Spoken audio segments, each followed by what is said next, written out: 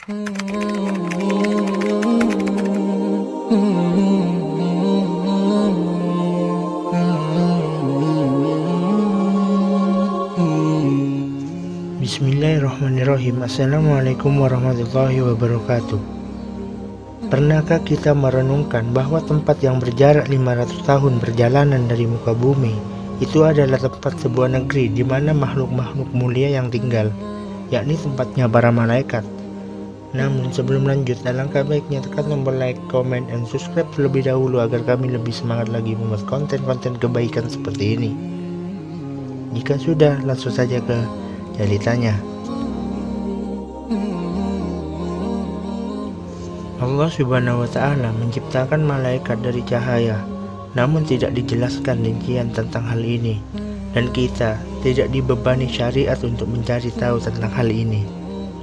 Ibunda Aisyah menyampaikan bahwa Rasulullah SAW bersabda, malaikat diciptakan dari cahaya, jin diciptakan dari api, dan Adam diciptakan dari tanah. Hadis riwayat Muslim. Dan jumlah mereka sangatlah banyak. Rasulullah SAW bersabda, tidak ada ruang selebar 4 jari, kecuali di sana ada malaikat yang sedang meletakkan dahinya untuk bersujud kepada Allah. Hadis riwayat Ahmad. Di antara hal yang disaksikan Rasulullah SAW saat Isra Mi'raj adalah, kemudian ditunjukkan padaku Baitul Ma'mur. Aku pun bertanya kepada Jibril. Beliau menjawab, ini Baitul Ma'mur, setiap hari ada 70.000 malaikat yang sholat di dalamnya. Setelah mereka keluar, mereka tidak akan kembali lagi, dan itu menjadi kesempatan terakhir baginya. Hadis riwayat Bukhari dan Muslim. Artinya, jumlah malaikat itulah sangat banyak, lebih banyak dari jumlah manusia. Dan sejumlah besar malaikat itu dipimpin oleh malaikat Jibril.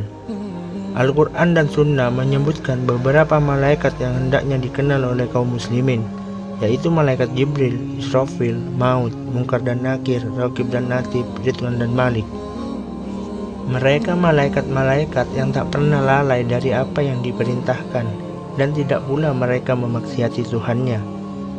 Para malaikat adalah makhluk yang terbuat dari cahaya yang Allah ciptakan dengan sayap-sayap. Allah Subhanahu wa Ta'ala berfirman, segala puji bagi Allah pencipta langit dan bumi yang menjadikan malaikat sebagai utusan-utusan untuk mengurus berbagai macam urusan. Masing-masing ada yang 2, 3, dan 4. Allah menambahkan kepada ciptaannya apa yang dikehendakinya. Sesungguhnya Allah Maha Kuasa atas segala sesuatu. Al-Quran Surat Fatir ayat 1. Di antara malaikat yang dipimpin oleh malaikat Jibril adalah malaikat pemikul arsy, pemikul ciptaan Allah Subhanahu wa Ta'ala yang terbesar.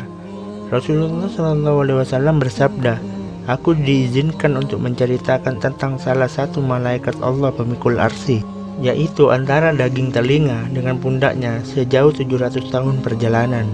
Hadis riwayat Abu Daud. Salah satu dari pemikul arsy adalah Israfil, sang peniup sangkakala.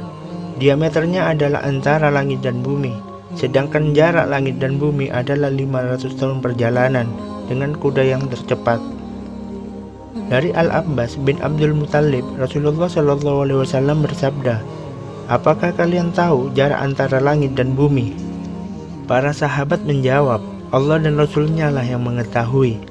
Rasulullah SAW bersabda, jarak langit dan bumi adalah perjalanan 500 tahun. Hadis riwayat Abu Daud. Betapa agungnya penciptaan malaikat pemikul arsy. Itulah salah satu malaikat yang begitu besar dan Jibril adalah pemimpinnya. Malaikat lainnya adalah malaikat Malik, sang penjaga neraka. Pernahkah Anda mendengar hadis tentang sifat fisik penduduk neraka? Penduduk neraka adalah orang-orang yang Allah besarkan fisik mereka.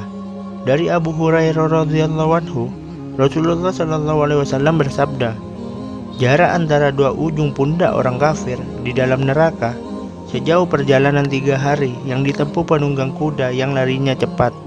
Hadis riwayat Bukhari dan Muslim.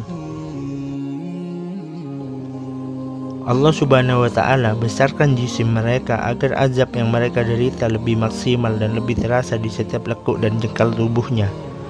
Kalau penduduk neraka sebesar itu, lalu bagaimana dengan malaikat Malik, sang penjaga neraka? Kelak penduduk neraka meminta kepada malaikat Malik agar menyampaikan kepada Allah supaya mereka dimatikan saja, dikarenakan tidak kuat dengan pedihnya derita azab. Mereka berseru, "Hai Malik, biarkan Rabb-Mu membunuh kami saja." Malaikat Malik menjawab, "Kamu akan tetap tinggal di neraka ini selama-lamanya." Lantas bagaimana hebatnya malaikat pencabut nyawa? Malaikat yang tunggal ini mampu mencabut nyawa manusia di segala penjuru dunia, di ujung timur dan barat, dalam waktu yang serentak dan dalam detik yang sama. Malaikat maut sama sekali tidak pernah lalai dalam melakukannya. Ia tidak pernah terlambat dalam mengeksekusi manusia dan tidak juga terlalu cepat. Semua ia lakukan dengan presisi dan akurasi waktu yang luar biasa tepatnya. Berbicara tentang malaikat Jibril tentu akan semakin membuktikan ketidakberdayaan logika manusia. Allah Subhanahu wa Ta'ala menggambarkan bahwa para malaikat ada yang memiliki 2 sayap, 3 sayap, 4 sayap, bahkan lebih.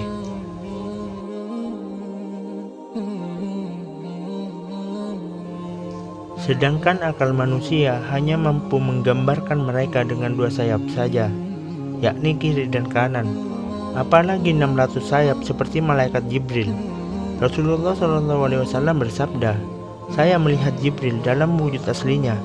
Ia memiliki 600 sayap yang menutupi langit."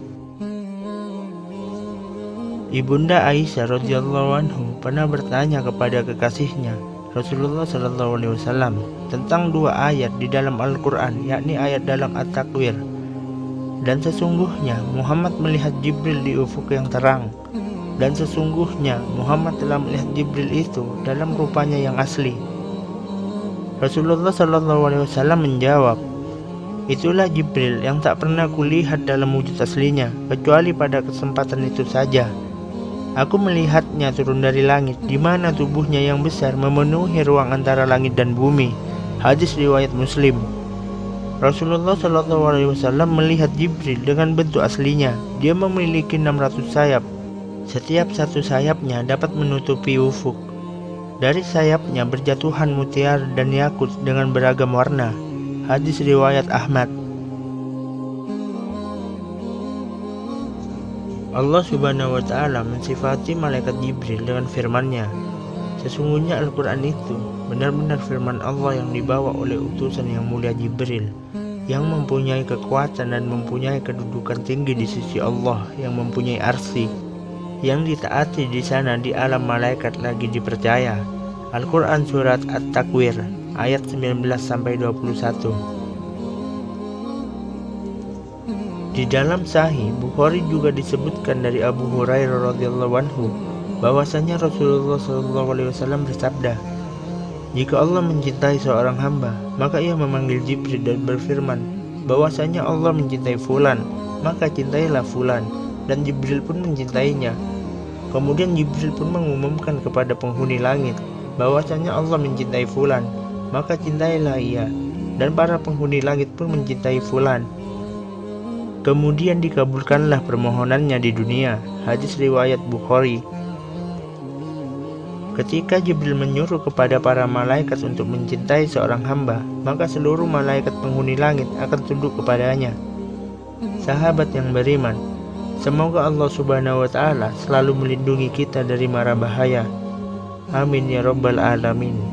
Wassalamualaikum warahmatullahi wabarakatuh.